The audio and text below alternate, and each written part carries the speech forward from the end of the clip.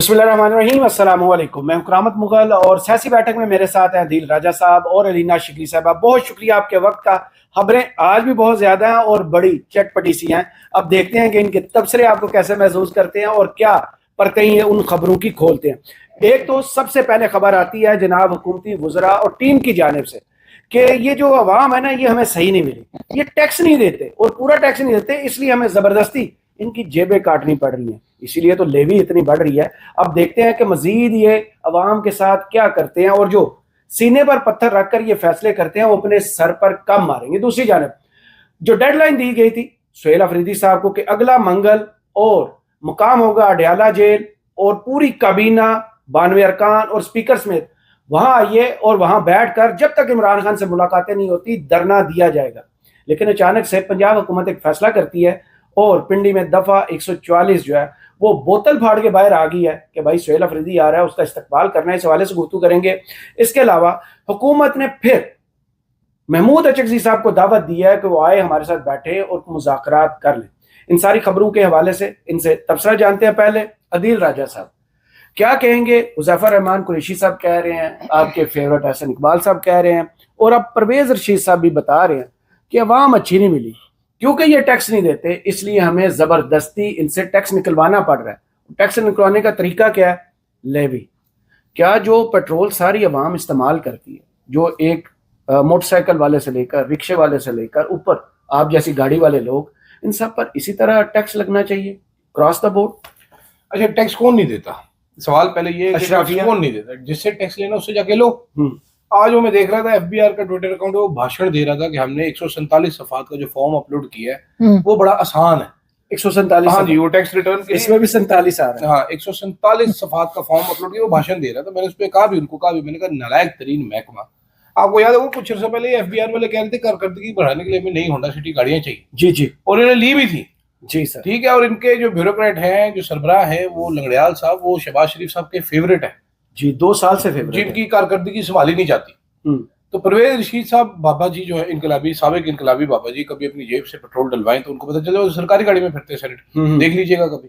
सही, ठीक है। एहसन इकबाल साहब हमारे जो दानिश्वर है, ये सब मुझे किसी तरीके से सुना दे। अलीना ने आज अपने प्रोग्राम में ब्रेक डाउन दिया है ये पेट्रोलियम प्राइसेस का कि हमें पड़ती कितने की, हमें 216 रुपए का पड़ता है। 198 रुपए टैक्स है, बाकी सारा का सारा टैक्स है जी। और अभी अली परवेज मलिक साहब ने हमें ये बताया कि इसमें मजीद कितना, अभी 117 रुपए लेवी है ना, तो ये 40-43 रुपए मजीद लेवी लगानी है अभी इन्होंने। 40 ये भी और डीजल पर भी जितनी पेट्रोल पर है उतनी वहां पे लगानी, उतनी वहां पर भी लगानी है डीजल पे, क्योंकि हम जो है हमारे यहाँ पर हम आवाम के पास दरख्तों से और ये ले किससे रहे पैसा। इसमें सबसे इंटरेस्टिंग चीज ये है कि भाईजान ये मोटरसाइकिल वाले से, रिक्शे वाले से, चिंची वाले से, मेहरान वाले से, मेजोरिटी तो इन गाड़ियों की है ना, उनसे पैसे ले रहे। अमीर आदमी जो है, जो अशराफिया है, अशराफिया क्लब है, जो शहबाज शरीफ के फ्रेंड्स हैं, उनसे तो नहीं पैसे ले रहे, वो देते नहीं है क्योंकि उनके बिजनेस हर टाइम नुकसान में होते हैं। उनके पास बड़े बड़े शबर जैसे चार्टर्ड अकाउंटेंट होते हैं जो उनको हर टाइम नुकसान में रखते हैं, फायदा आने नहीं देते।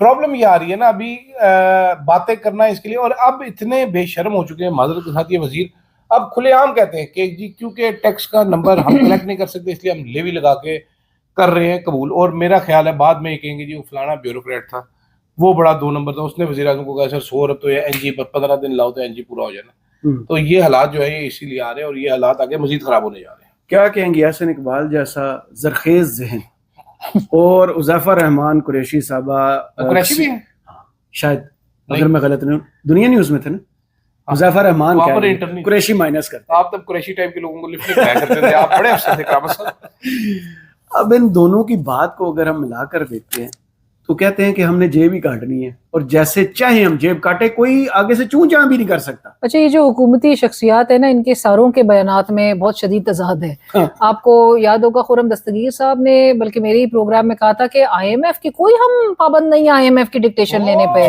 आज अली परवेज मलिक साहब पेट्रोलियम मिनिस्टर है, वो हमें ये बता रहे हैं कि IMF का जो कर्जा है उसकी मंजूरी के लिए वो वरना खटाई में पड़ जाता अगर हम ये लेवी ना बढ़ाते। यही अली परवेज मलिक साहब थे वो जो शहबाज राना साहब के एक प्रोग्राम में उन्होंने कहा था कि जो इनिशियली बिल्कुल जब ये वॉर के स्टार्टिंग में जब आप ये लेवी बढ़ा रहे थे तो उन्होंने कहा था क्योंकि एफबीआर जो है वो शॉर्टफॉल है, रेवेन्यू नहीं कलेक्ट कर पा रहा, लिहाजा हमने यहीं से ही बटोरना है। तो उनको सजा अवाम क्यों के नहीं पैसे देते? अवाम को सजा क्यों नहीं, देते? ये अशराफिया की गिरफ्त में जो है ये इस वक्त मुल्क है, और जब तक ये गिरफ्त में रहेगा तब तक आप इसी किस्म के फैसले देखेंगे। सबसे जो आसान तरीका है, अब तो ये बाकायदा पेट्रोल और इलेक्ट्रिसिटी को तो इन्होंने एक वेपन के तौर, फास्टेस्ट वेपन है ना अब ये फंड कलेक्शन का, सबसे ज्यादा तेज तरीका यही है, लेवी बढ़ा दो जी, आप पैसा वसूल करना है। और आप बार बार इसको ईरान जंग से आप इसको लिंक कर रहे हैं। ईरान जंग का भारत में क्यों नहीं इम्पैक्ट हमें नजर आ रहा? खित्ते में सबसे ज्यादा पेट्रोल की कीमतें बढ़ाई भी आपने, सबसे ज्यादा टैक्सेस भी आपके हैं, सबसे ज्यादा जो महंगाई है वो भी आपकी पूरे खित्ते में है, सबसे ज्यादा बेरोजगारी की शरह भी है,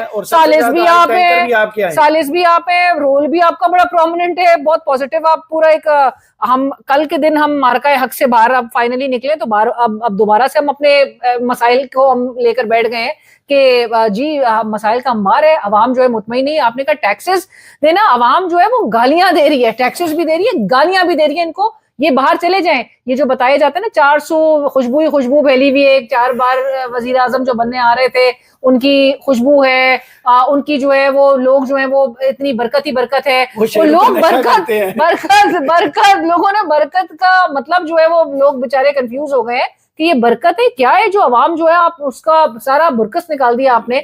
अभी बजट आ रहा है, बजट में भी आप कोई एक्सपेक्ट नहीं करें अवाम जो है कोई उसको रिलीफ मिलेगा। कौन सा बनाना है बजट? इनको पता नहीं है, इनको तो रेडीमेड मिले ना, इनके आ जाएगी वो बजट बना के दे देगी। वो तो आ रही है टीम, आईएमएफ की टीम आ रही है 14 मई को, अगर मैं गलत नहीं तो आ रही है। जी आईएमएफ के आप जो है क्योंकि कंडीशनैलिटीज आप बिल्कुल आईएमएफ की आपने मानना है, दुनिया में सबसे ज्यादा पाकिस्तान के लिए हैं, 14 और भी है इसके।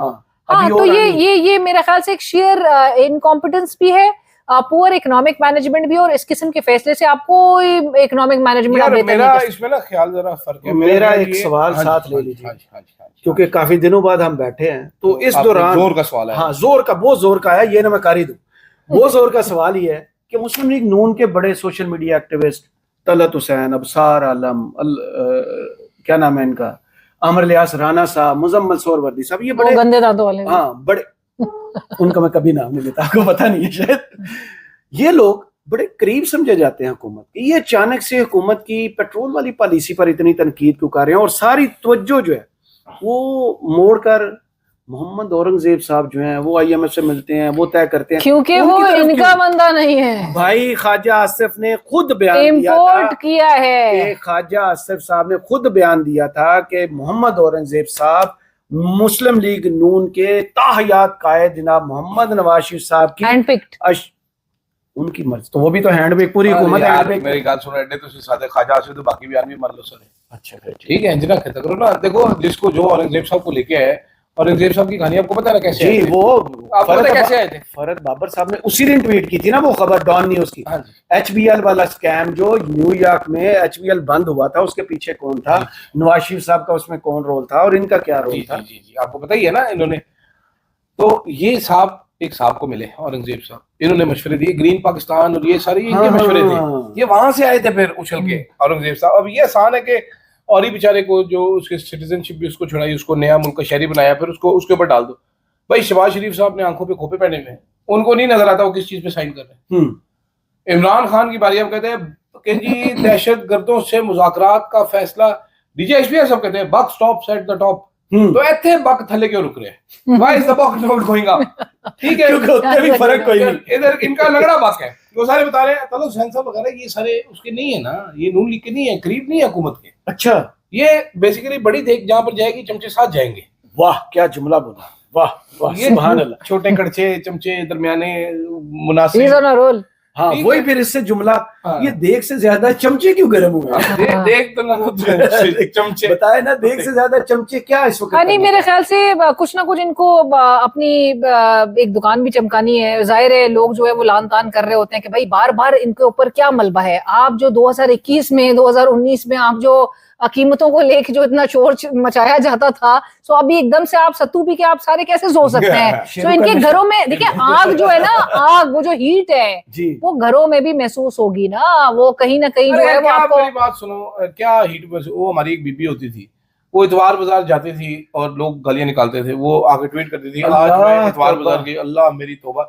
अल्लाह मेरी तौबा आपने सुना नहीं होगा। देखिए, अब वो इतबार में जानी जाती है, अब वो रेलेवेंस अल्फते अपनी जाती है। मैं क्रेडिबिलिटी आपको बताता हूँ ना, क्रेडिबिलिटी और रेलेवेंस हुसैन रखने के साहब लिए कहीं ना कहीं अवामी इश्यूज को पकड़ना तो हमारे पड़ेगा ना इन एक लोगों को। नहीं, मेरे ख्याल में पाकिस्तान के सबसे ज्यादा परहेजगार और मुत्तकी सहाफी जो हैं, जिनकी हर कौन है? गंदी खबर पे नजर होती है, अंसार बासी साहब। ओह, वो बैठ के पहले ठंडे ठंडे वीलॉग किया करते थे, कौम को अपने गुनाहों की माफी वो मांगे। गोद में लैपटॉप का असल हाँ, मतलब समझो। लैपटॉप। लैपटॉप ठीक है, लैप को टॉप में रख के बैठे होते थे वो। मंसूर अली खान सब कहते थे जी पेट्रोल पंप के पास इनको घबराना नहीं है, ठीक है। सारे एक तबला बजा रहे होते थे। उस टाइम पेट्रोल कितना हुआ था? 150 रुपए 145 हाँ, पे जब इमरान खान गया तड़पना शुरू हो गए थे। इस टाइम है 415 रुपए हलाल पेट्रोल। हाँ, नोटिफाइड। अब ये पीते हैं पेट्रोल, और पाकिस्तान की तारीख में आपको पता है महंगा तरीन पेट्रोल है। हाईएस्ट। और फिर भी इनको सांप सूंघा हुआ है, कोई नहीं बोल रहा। वैसे ये सारे मेरे ख्याल से ज्यादातर जो है वो एसयूवीज भी चलाते हैं, जी, तो इनको फर्क तो नहीं पड़ना चाहिए हो वैसे। सकता है कार्ड मिले हो ना, कार्ड मिले होते हैं ना चैनलों की तरफ से। मैं मुझे कार्ड कार्ड मिलते पता हैं है ऐसे, जिनको लेने के लिए गाड़ी आती है, फिर छोड़ के जाती है, फिर गाड़ी आती है बड़े V8।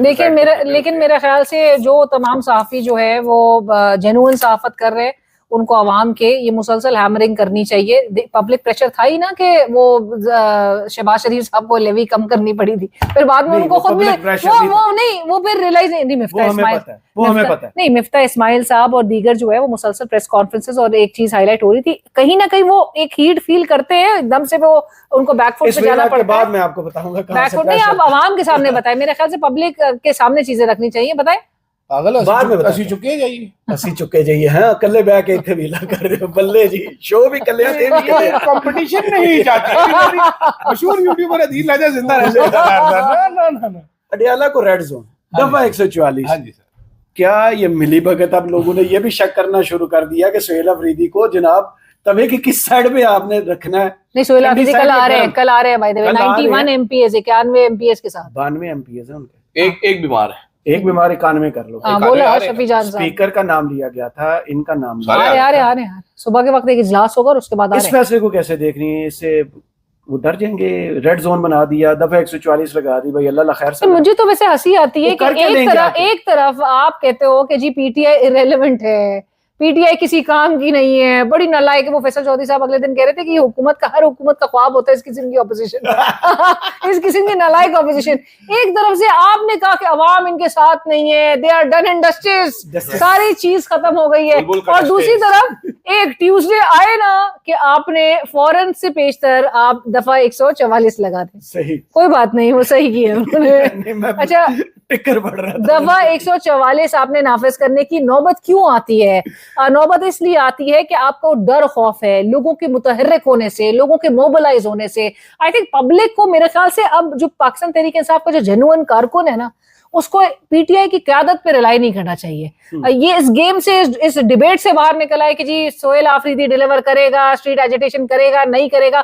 पब्लिक ने अगर अपने इश्यूज पे भी अगर वो इकट्ठे हो जाए ना, जिस तरह आप खित्ते में दीगर ममालिक की अब मिसालें हम देखते हैं, दुनिया भर में जो रेवोल्यूशंस की बात होती है, लोग अपने राइट को समझते हुए, राइट और रॉन्ग को समझते हुए सिर्फ और सिर्फ अपने मौके पे जो है वो कायम होके खड़े रहना है। मेरा ख्याल है कि इन लोगों को कल आरे चपेटे पड़नी चाहिए, इनको लितर पड़ने चाहिए। दूसरा मेरा ये भी ख्याल है कि मैंने शुरू में सारा गलत बोला है, क्योंकि मेरा स्टांस चेंज हो चुका है।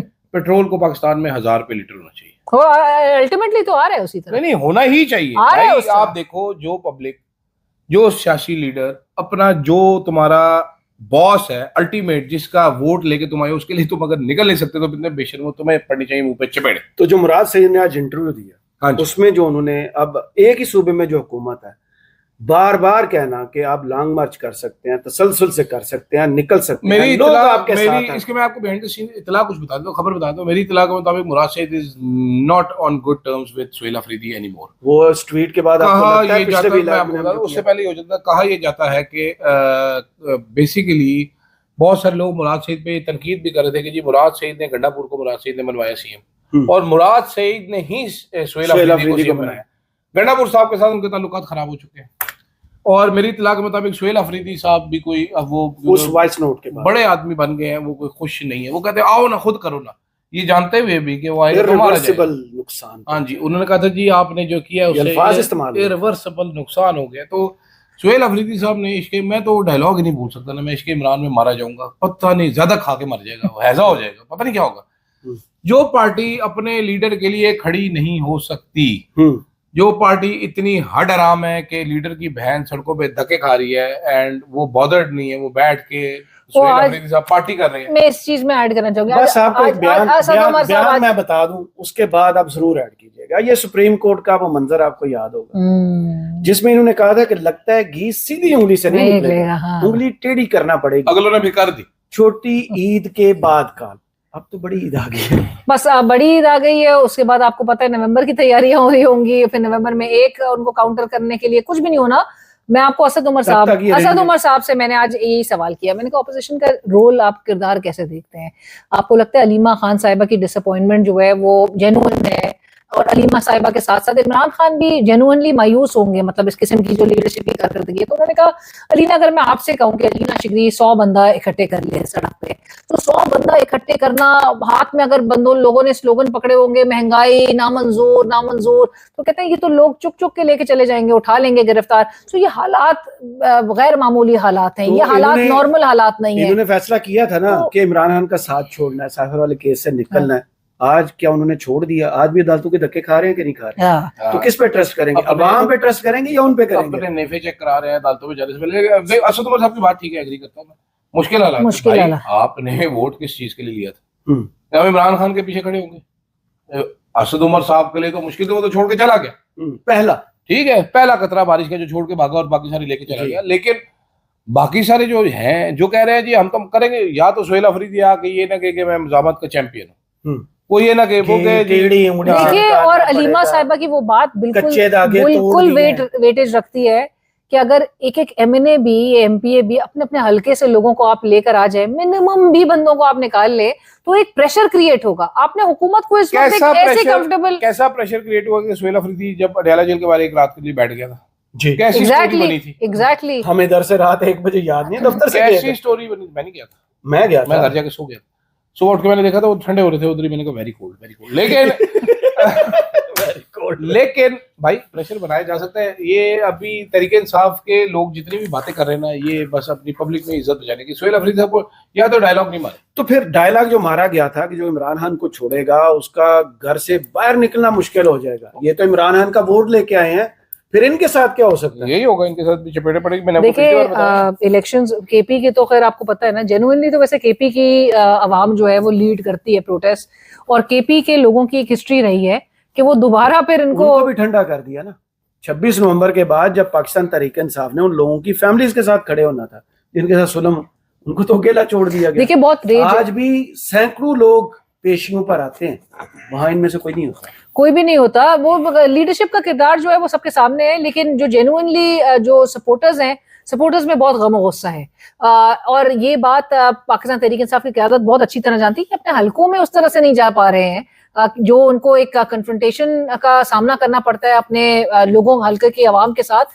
ये डिलीवर अब आप देखें ना, मतलब मिशन को भी इन्होंने इतनी बुरी तरह से डाउनग्रेड कर दी है, और उस पर बड़ा एजिटेट करते हैं शेख वकास साहब और दीगर हो, जिनसे अगर इस प्रोग्रामों में सवाल करो कि आपने पूरा मिशन जो है वो इमरान खान की रिलीज से आप रसाई तक पे बात लेकर आ गए हैं कि जहां पर आपको इलाज मुआवजे के लिए 85%, आई मीन कुछ और बाकी रह जाता है कि जब सलमान सफदर साहब अदालत के अंदर ये कहें 85% इमरान खान साहब की बिनाई जो है वो जा चुकी है, और इनको जरा इनको वो उस चीज पे ये अगर ये नहीं वो टाइम था जब ये खबर आई थी पूरी की पूरी तहरीक इंसाफ सपोर्टर वोटर को लेकर सड़कों पर। भाई कहां से इससे ज्यादा आपने क्या 9 मई के उसमें 9 मई में गौहर साहब ने ट्वीट ही नहीं किया कोई। हाँ, और 9 मई में आप देखें ना कितना नौजवान बच्चा इस वक्त जो जेलों में पड़ा हुआ है, उसके फ्यूचर आपने बर्बाद कर दिए हैं। 3 साल सनम जावेद को आईसीयू में शिफ्ट किया गया, कोई नहीं। कल वो एक आजादी रज़ाकार जो थी, जो तहरीक इंसाफ की मेंबर, वो नहीं है कोई, अफजा शायद उनका नाम था, हाँ, वो उनको उठा के लेके, और कोई वकील उनके पीछे वो नहीं, वकील गए थे लेकिन वो वकील के अपने घर पर छापा पड़ गया था। क्या हो?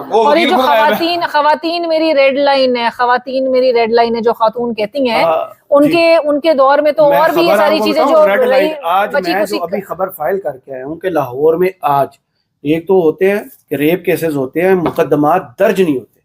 आज लाहौर में 6 मुकदमात दर्ज होते हैं। खवातीन जो रेड लाइन है उनके साथ लाहौर जैसे शहर में ये हो रहा है।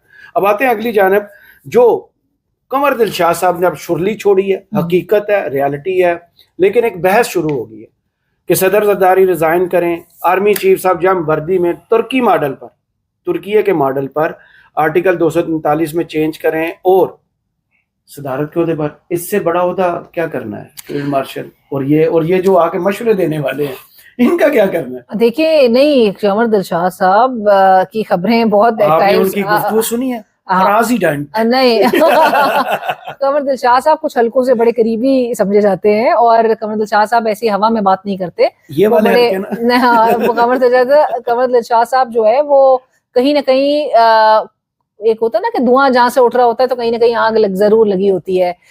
ये 28वीं तरमीम से मुतालिक जो है वो बहुत इस किस्म की बातें हुकूमती सर्कल्स में ऑफ द रिकॉर्ड हो रही हैं कि जो हेड ऑफ स्टेट का जो एक जो रोब और दबदबा है वो नेचुरली कहीं ना कहीं 28वीं तरमीम के उस पैकेज में ये चीज शामिल होगी। और जरदारी साहब चूंकि आप देख रहे हैं कि जरदारी साहब इस वक्त एक वो क्या कहते हैं, एक गले में हड्डी की तरह जो है उस वक्त 28वीं तरमीम के को लेकर वो नजर आ, वज़ीर आज़म से तो आज उनकी हुई है, ये क्या कमर दिलशाद साहब की वजह से हुई, वो चीज कन्वे जरूर हो रही है। लेकिन ये बार बार जो ये मुमकिन इस्तीफे और ये जरदारी साहब वाले उस हल्के उन सर्कल्स के ऊपर भी जो है वो साइड पे उस कैंप पे काफी एक प्रेशर क्रिएट करने के जो है वो उस लिहाज से इस बात को जरूर देखा जा रहा है कि एक प्रेशर जरूर बिल्डअप हो रहा है कि कहीं ना कहीं सोच विचार हो रहा है कि अगर ये इस तरह से वो घी जो है वो अगर सीधी उंगली से नहीं निकलेगा तो फिर उंगली टेढ़ी करनी पड़ेगी। थोड़ा सा घी गर्म कर लें और जल्दी निकल आए। अब बताएं, जो मोहम्मद मालिक साहब ने 2000 अरब की फाइलों की बात की थी और उसके बाद नायब हरकत में आता है, लियारी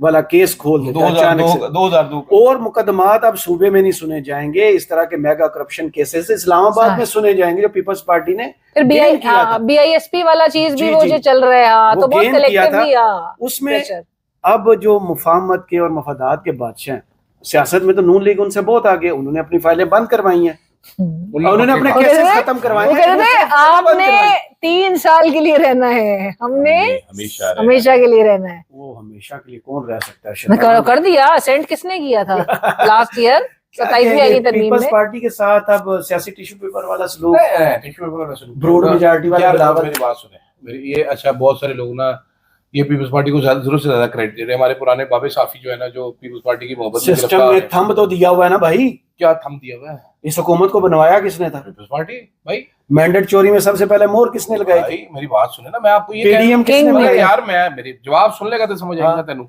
मैं कह रहा पीपल्स पार्टी को क्रेडिट एवं दे जा रहे हो, उन्होंने मान जाना चुप कर। बिलावल किधर है? बिलावल तो इसमें एक हो ही ना, एक बार बिलावल किधर है? बड़ा ब्रूट फोर्स किधर है? बिलावल ब्रूट मेजॉरिटी से करे। ब्रूट किधर है? ब्रूट ब्रो भागे फिर लड़ना है तो मर्दों की तरह मुलाकात हुई है, मर्दों की तरह गए थे वो ही कर रहे हैं, सारा कुछ करेंगे भाई, क्या हो गया जैसे कहा जाएगा। एक आधी चीज देखो, ऐसी तरमीम करवानी होती है ना, ज्यादा सौदा डाल दिया जाता है बीच में, फिर वो निकलवा के बिलावल साहब फिर मत पंचवाना बन जाएंगे। मैंने ये सब सेट करवाया है, ऐसी बातें होती है। छड्डो आगे। आखिरी छोटा सा सवाल, महमूद अचकज़ई साहब, नहीं यार प्लीज, को दावत मुलाकात की पहले भी मिलती रही है और वो नहीं जाते, अब फिर लाहौर से खबर चलवाई गई है, ये लाहौर से खबर आई है कि भाई महमूद अचकज़ई साहब से वज़ीर आज़म अगले चंद दिन में मिलने जा रहे हैं। देखिए, इसमें कुछ लोग हैं जो कि बहुत कोशिशों में, राना सनाउल्लाह साहब तो हर मेरे प्रोग्राम में तजवीज आगे फ्लोट कर देते हैं कि जी उन्हीं की तरफ से खबर। जी, और शायद ये भी कहा जा रहा है कि उनके रहाइश गाह में शायद, क्योंकि अचकज़ई साहब इस बात पर अड़ गए कि नहीं, ना वज़ीर आज़म हाउस में ना वज़ीर आज़म ऑफिस में, वो इमरान खान साहब से जाहिर है उनके इमरान खान साहब का बड़ी अच्छी किया इस हवाले से, महमूद अचकज़ई साहब के रोल के हवाले से कि पार्लियामानी पार्टी के इजलास में सबने जिद की है कि हमें कमेटी में वापस जाना। उन्होंने आगे कहा कि नहीं, उन्होंने कहा, इमरान खान ने कहा हाँ, थोड़ी शर्म दिलाइए कि भाई अपने लीडर की कहने, लीडर की सुन लो। नहीं, ऑफ द रिकॉर्ड मैं कुछ चीजें आपको ये भी जरूर बताना चाहती हूँ कि महमूद अचकज़ई साहब जो है उनसे जो करीबी जो उनके जराए हैं वो ये भी बात कहते हैं कि बड़ा मजाक उड़ाया जाता है ऑपोजिशन लीडर्स जो दोनों हाउसेस के हैं उनकी तरफ से कि ये सूट वूट पहन के आ जाते हैं, ये ठंडे कमरों में बैठे हुए, इनके लीडर अंदर जेल में है, इनके लिए तो अपना वो कॉज उस तरह से है ही नहीं है। तो दोनों हाउसेस के लीडर्स जो है वो ज्यादा आपको फोर फ्रंट पे नजर आते हैं। They want to chalk out away street agitation जो है वो पीटीआई का जरूर फोटे था, जो कि था, अब वो उस तरह नहीं नजर आ रहा है। तो दूसरी तरफ जो ऑपोजिशन आखिरी जाहिर है 8 फरवरी के वाला चीज आप करना चाहते थे, नहीं उस तरह से कर सके, आखिरी एहतजाज आपको याद भी नहीं हुआ ना, मैं वही कह रही हूँ ना। तो दूसरी तरफ दोनों हाउसेस के जो लीडर्स हैं ऑपोजिशन लीडर्स वो चाहते हैं कि जो दूसरा ऑल्टरनेट रूट होगा वो मुज़ाकरात होगा। तो कहीं ना कहीं शहबाज को भी एंगेज करके, लेकिन शहबाज शरीफ साहब से आप ये एक्सपेक्ट करें कि कोई इनके लिए पॉलिटिकल सोल्यूशन निकलेगी, तो वो तो शहबाज शरीफ साहब की गेम ही हो जाएगी, देन इंडस्ट्री तो नहीं होना चाहिए। आखिरी वो सवाल जो आपने कहा था मेरे से पूछना यार, जी आप 17 थंडर नवाज शरीफ साहब ये बैक इंजीनियरिंग वाले नवाज शरीफ साहब ने बनाया था यार, बेसिकली वो back engineering back engineering टोमा haiku basically Maryam Nawaz Sharif साहिबा ने बात ठीक भी की, लेकिन उनकी बात कुछ गलत है।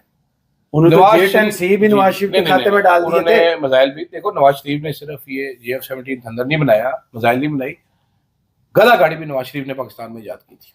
ठीक है, ये जो भैंस का गोबर के उपले बनते हैं ये भी नवाज शरीफ ने बताया था तरीका। इससे पहले नवाज शरीफ के आने से पहले यहाँ पर कोई रोड नहीं थी, नवाज शरीफ ने बनाई थी रोड। ठीक है, ये सारी चीजें, वो जो बच्चे एक झूला गली में आता होता था बंदा रेडी पे वो लेके आता था, वो जो गोल घुमाते, जिसमें गुजरांवाला कराची लिखा होता था, क्या याद कराया। इत्तेफाक फाउंड्री में नवाज शरीफ ने बनाया था। ये सारी चीजें नवाज शरीफ ने बनाई हुई है। और ये तब बनाई थी जब बिरला टाटा वगैरह का तो नाम निशान, बिरला टाटा की जगह ये बड़ा बिल्ला होता था। लेकिन प्रॉब्लम ये है कि जब आपने हिस्ट्री को डिस्टॉर्ट करना है, आपने हिस्ट्री को रीराइट करना है, तो फिर टका के लिखे ना। पाकिस्तान बनाने का ख्वाब मैं आपको सबको बताना चाहता हूँ, ये अल्लामा इकबाल ने नहीं देखा था। अल्लामा इकबाल तो वेला था, शायद साइड पे बैठा रहा था। ये कायद नवाज शरीफ साहब ने देखा था, लेकिन क्योंकि वो इतने अजीम आदमी थे, उन्होंने कहा ये मैं अपने ऊपर क्रेडिट नहीं लूंगा, पैदा बाद में मैंने क्रेडिट नहीं लेना, ये इकबाल को दे दो क्रेडिट। पाकिस्तान बनाया भी नवाज शरीफ ने, कायद आज़म ने तो नहीं बनाया। कायद आज़म को तो पता ही नहीं। कहाँ है आपके ये सारे जो लीडर्स हैं यहाँ, वो तो पीछे वैसे पुश चले गए भाई। असल देखो, आपने जब हिस्ट्री को डिस्टॉर्ट करना है, कंप्लीटली बर्बाद करके रखे ना, फिर हमें गलत चीजें आप अपने नाम मरीम नवाज ने चैप्टर में पढ़ाने, हमें ये बताया कि असल कायदा नवाज शरीफ था। मैं कल से हम वीलॉग्स और सियासी बैठक करेंगे, कल से मैं याद करा हम इनकी अचीवमेंट्स पे बात करेंगे। अब कोई पहली दफा नहीं है जो अदील बात कर रहा है, पहली दफा नहीं है। जब 1997 में 2/3 मेजॉरिटी लेकर आए थे ना, तो ये इरफान सिद्दीकी साहब तब भी कॉलम लिखा करते थे। इन्होंने कॉलम लिखा था कायद सानी, यानी दूसरे कायदे आजम। तो उस पर हारून रशीद साहब का कॉलम मुझे आज भी याद है, जो मैंने पढ़ा था कि ये कायद सानी नहीं, कायद सा नहीं है। तो आज भी वही कोशिश की जा रही है बनाने की कोशिश। भाई ये हिस्ट्री डिस्टॉर्ट कर रहे हैं आपकी पूरी। वो नवाज शरीफ ने ये किया, नवाज शरीफ ने ये डैम, ये किसने बनाया था? ये नवाज शरीफ ने। 4G कौन लगाया था? नवाज शरीफ लगाया था। ये किसने लगाया था? नवाज शरीफ। अब वो जो PF के इन्होंने बनाया, ये एलान मस्क इनके खाला का बेटा है, फिर सारी डाल दो भाई, सारी इसको डाल दो ना भाई। वही कल से हम यही करेंगे तो भाई, गदा गाड़ी नवाज शरीफ ने। कल से हमने सिर्फ अचीवमेंट्स पे बात करनी है, नो तनकीद। लेकिन मैं उनका मंशूर ले आऊंगा जो कल से सियासी बैठक को एक जरा डिफरेंट एक ट्विस्ट देंगे। कल लेकर आएंगे नवाज शरीफ साहब का जो मंशूर था इलेक्शन में, और नवाज शरीफ साहब ये जो दावे कर रहे हैं ना, ये दो कि उन्होंने सब कुछ इजाद किया। चौथी बार वजीर आजम बनना था यार, मतलब इन्होंने वोट ही नहीं दिया आवाम ने, जो हमारी ऑडियंस देख रही होती है। वो भी अब फिर सुने, जब वोट नहीं दिया तो फिर वो आप पे ही गुस्सा निकालेंगे, आप पर लेवी डालेंगे। और इसे कहते हैं, इसे बदला कहते हैं। बदला गिन कर ले रहे हैं नवाज शरीफ साहब, और ना वोट दें।